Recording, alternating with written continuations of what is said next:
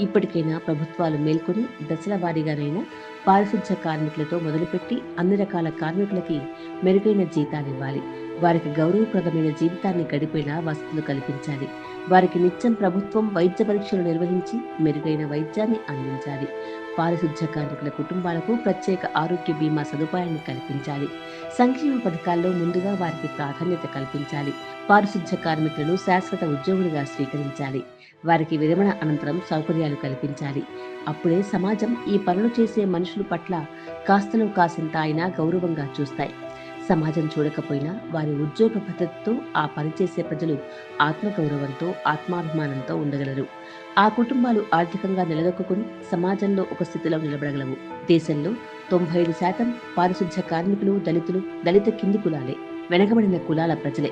చట్టసభల్లో గౌరవ వేతనం పేర నేతలు వారి జీతాలు పెంచుకున్నట్టు ఈ కార్మికుల గురించి ఎవరూ పట్టించుకోరు.